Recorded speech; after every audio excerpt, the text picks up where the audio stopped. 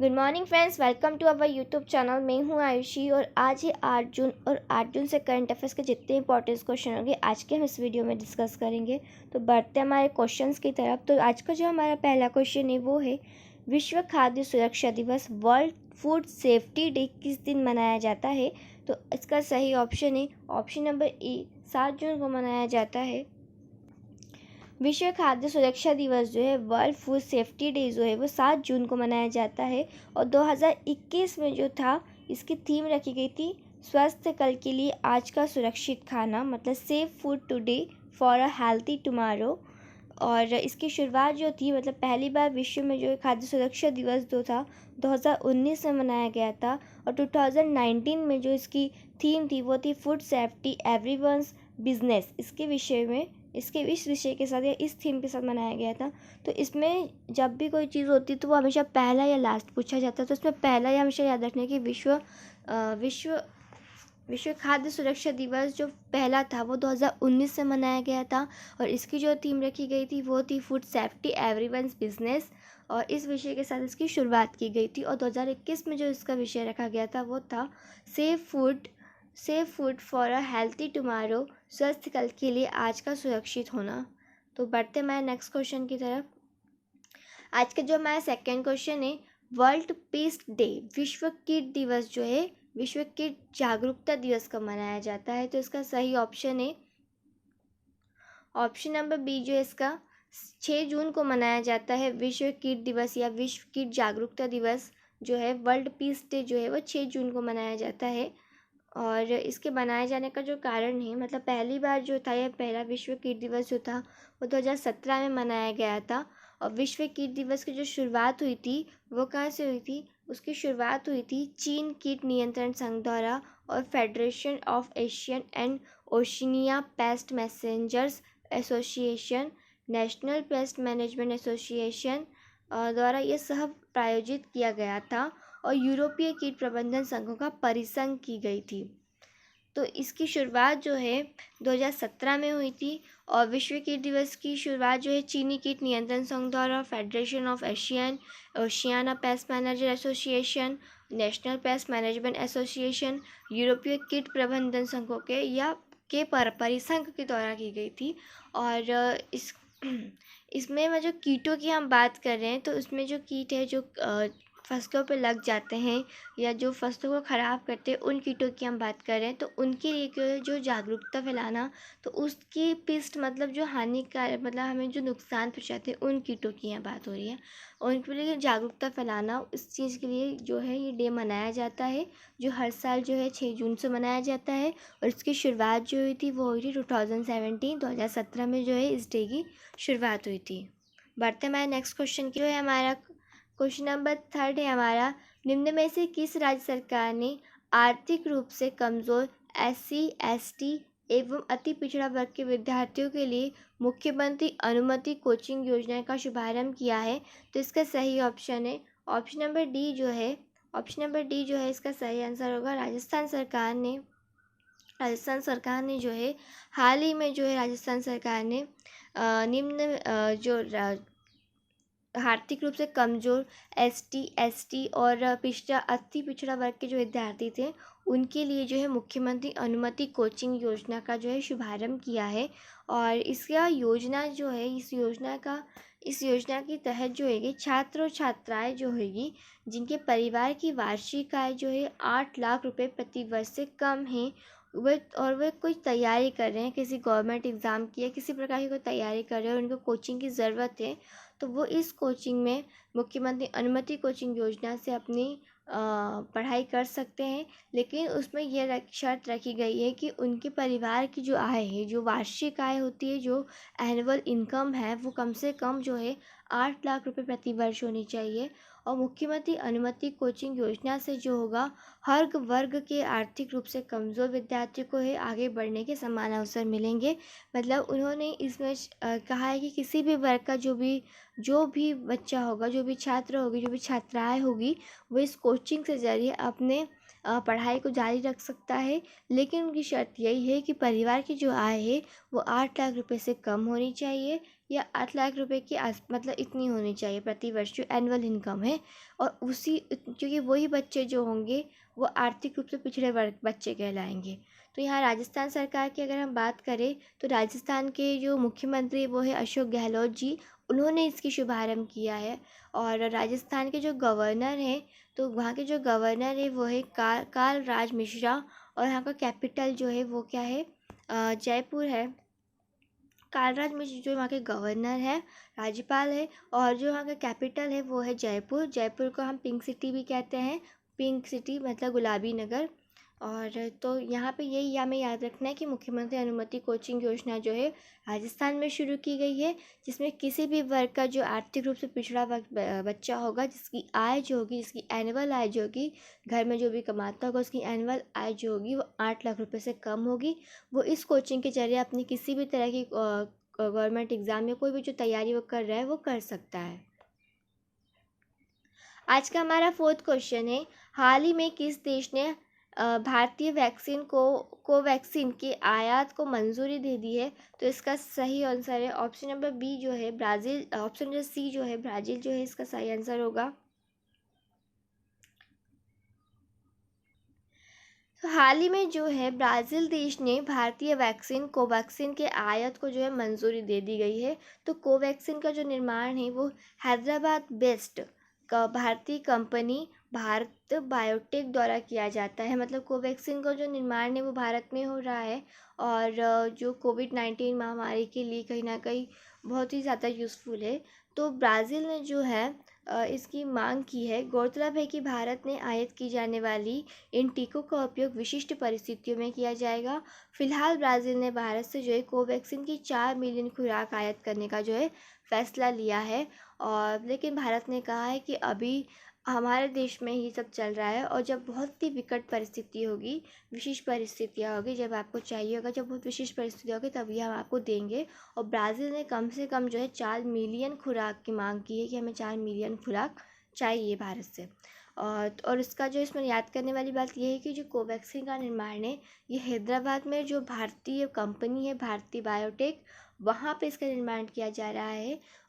और ब्राज़ील की हम यहाँ बात करें तो ब्राज़ील जो है कंट्री जो है साउथ अमेरिका की कंट्री है।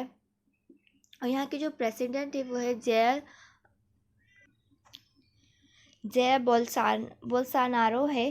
कैपिटल जो है ब्रासिलिया है। और पॉपुलेशन जो है इसकी 21.1 करोड़ है।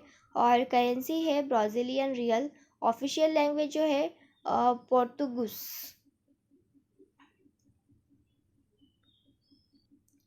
आज का हमारा 5th क्वेश्चन है, हाल ही में प्रधानमंत्री नरेंद्र मोदी ने पुणे में विश्व पर्यावरण दिवस के अवसर पर किस प्रोजेक्ट को लॉन्च किया था?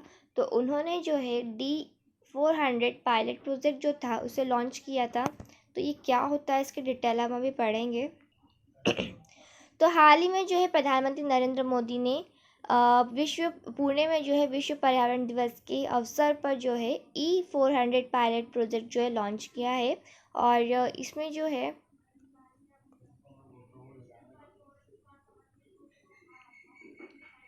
तो इस महत्वाकांक्षी परियोजना को भारत में इथेनॉल के उत्पादन और वितरण के लिए एक नेटवर्क स्थापित करने के उद्देश्य से शुरू किया जा रहा है। इथेनॉल मतलब जो होता है, जो पीने वाली शराब होती है उसे हम इथेनॉल के उसमें बोलते हैं। मतलब आपने पेपर या न्यूज़पेपर में पढ़ा होगा कि जहरीली शराब पीने से इनकी मृत्यु हो गई या कुछ इस टाइप से आता है। तो ये 2 चीज़ें होती है, इथेनॉल होता है, मैथेनॉल होता है। जो मैथेनॉल होता है वो जो होता है वो हार्मफुल होता है, वो जहरीला होता है। लेकिन इथेनॉल जो होता है वो जहरीला नहीं होता।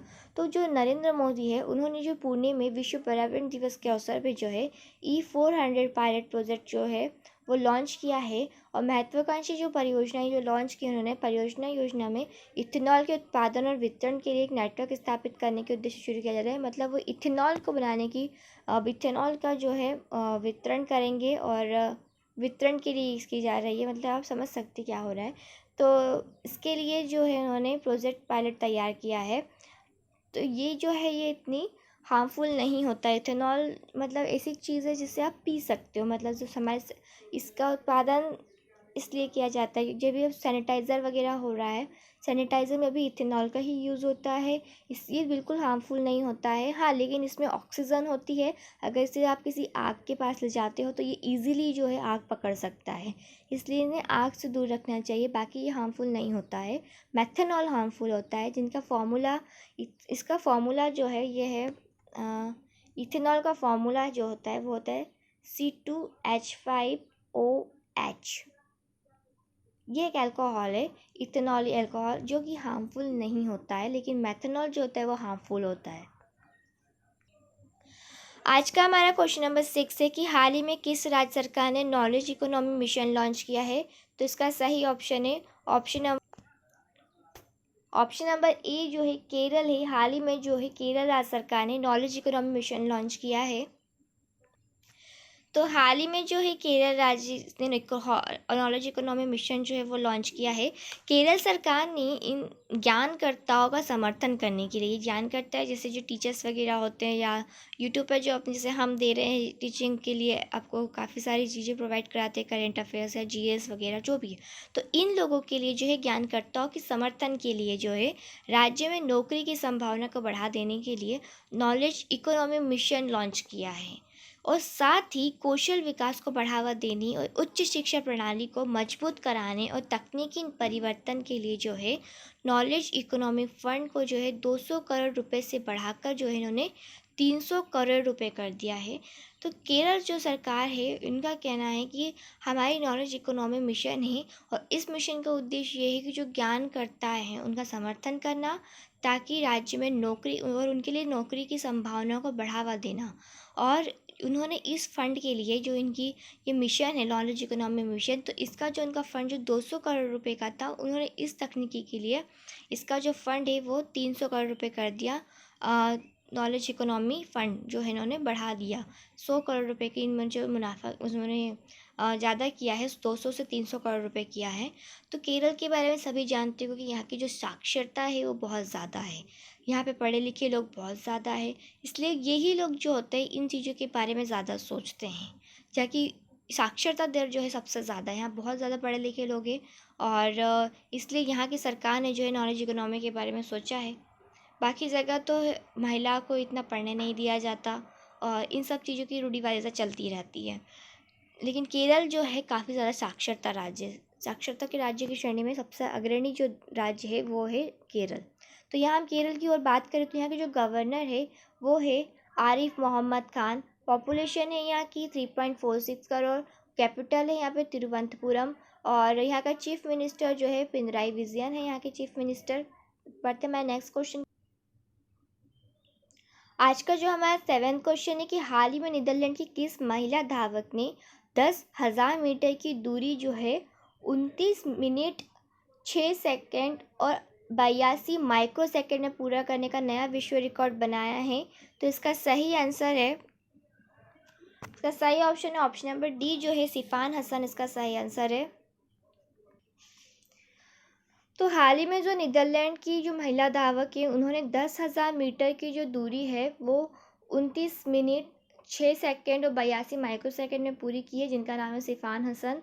और सिफान हसन जो है नीदरलैंड की लंबी दौड़ की एथलेटिक है और इन्होंने इसके मात्र जो है 29 मिनट 6 सेकंड और 82 माइक्रो सेकंड का समय निकाल कर ये दौड़ पूरी कर ली है। तो सिफान ने से पहले जो इस वर्ल्ड रिकॉर्ड का जो था वो इथोपिया की अल्माज अयाना का कब्ज़ा था इस पर। तो इनके पहले जो था अल्माज अयाना जो थी इस रिकॉर्ड पर थी और इसका रिकॉर्ड इन्होंने तोड़ा है सिफान हसन ने।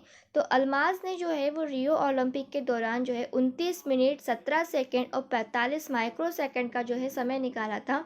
मतलब यहाँ पे सेकंड की वजह से जो है सिफाना हसन जो है इनसे आगे हो गई। बाकी इन्होंने सेम मिनट में ही करा था, लेकिन जो सेकंड की वजह से जो है आज ये जो वर्ल्ड रिकॉर्ड है वो सिफाना हसन के नाम है। और सिफाना हसन ने 10,000 मीटर की दूरी, 10,000 मीटर मतलब अगर आप 1 किलोमीटर लेते हैं तो 1 किलोमीटर बराबर कितना होता है 1,000 मीटर।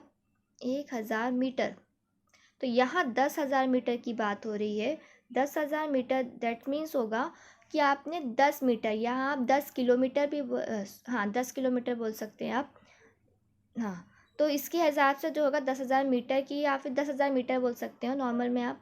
तो इन्होंने यह जो 10,000 मीटर की दूरी जो है वो 19 मिनट 6 सेकेंड और 82 माइक्रोसेकेंड में पूरी की है। और इन्होंने जो है अल्माज, इथोपिया की जो अल्माज अयाना था, इनका रिकॉर्ड तोड़ा है।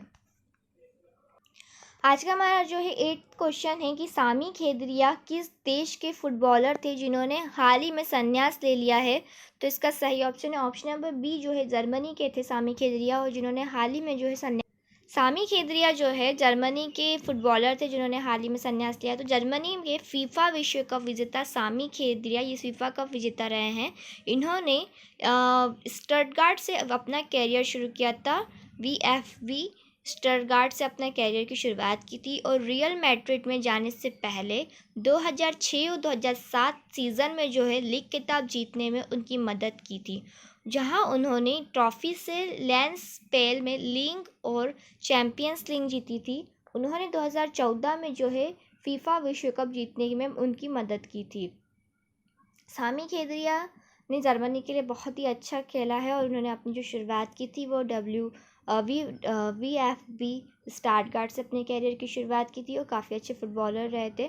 और लेकिन हाल ही में जो इन्होंने अब संन्यास ले लिया है।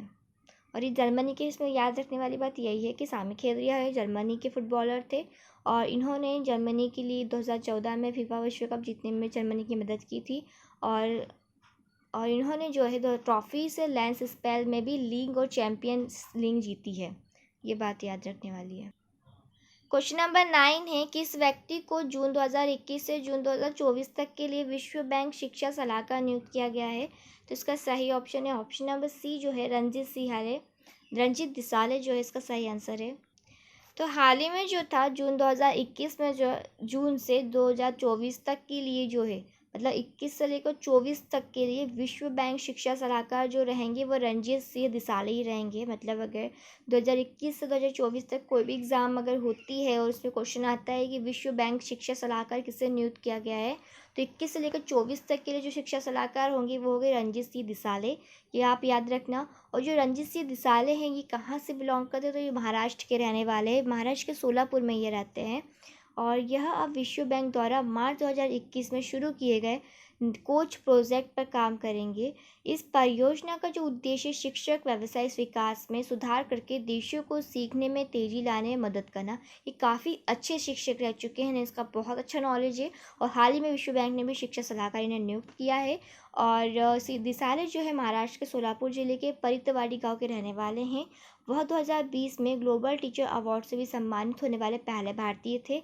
इन्होंने जो है भारत को कहीं ना कहीं सम्मान दिलाया। 2020 में इन्होंने काफ़ी अच्छा सम्मान दिलाया है। टीचर ग्लोबल अवार्ड जीता था इन्होंने, ग्लोबल टीचर अवार्ड से इन्हें सम्मानित किया गया था। और हाल ही में जो है इन्हें 2021 से 24 तक के लिए जो है विश्व बैंक शिक्षा के सलाहकार के रूप में नियुक्त किया गया है।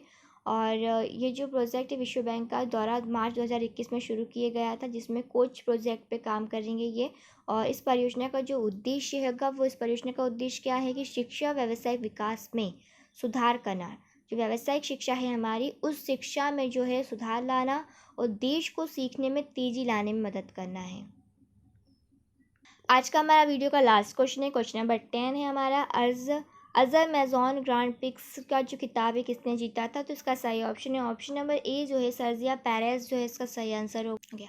तो अज़रबैजान ग्रांड प्रिक्स जो है वो सर्जिया पेरेज ने जीता था। Red Bull racer Sergio Perez ने अज़रबैजान ग्रांड प्रिक्स जीत लिया था। इसमें मैक्स वर्स्टैपेन और लुइस हैमिल्टन दो जीतने में भी असफल रहे। मतलब Red Bull racer Sergio Perez ने जीती है और इन्होंने जो है अज़रबैजान ग्रांड प्रिक्स जीत लिया है। इनके अलावा जो है मैक्स वर्स्टैपेन और लुइस हैमिल्टन ये दोनों भी इसमें शामिल हुए थे। काफ़ी अच्छे दिग्गज खिलाड़ी है, लेकिन इन्होंने जो है असफलता हासिल करी, ये लोग जीत नहीं पाए। और जो रेड बुल में जो शामिल होने के बाद जो है पेरेज की जो ये पहली जीत है, सर्जिया पेरेज की ये पहली जीत है। उन्होंने रेड बुल में अज़रबैजान ग्रांड प्रिक्स का खिताब जीता है। इनके अलावा मैक्स वर्स्टैपेन और लुइस हैमिल्टन भी इस जो प्रतियोगिता थी या जो थी रेड बुल में शामिल हुए थे, लेकिन उन्होंने असफलता प्राप्त की है। तो इसके जो विजेता रहे थे वो है सर्जिया पेरेज, जिन्होंने अज़रबैजान ग्रांड प्रिक्स जीती है। और यह इनकी पहली जीत है। तो हमारे वीडियो आज का करंट अफेयर्स का यही एंड होता है। अगर आपको वीडियो अच्छी लगी तो प्लीज़ वीडियो को लाइक कीजिए, कमेंट्स कीजिए, चैनल को सब्सक्राइब कीजिए और इसकी फ्री पीडीएफ के लिए आप हमारे टेलीग्राम ग्रुप से जुड़ सकते हैं। तो thank you, have a nice day.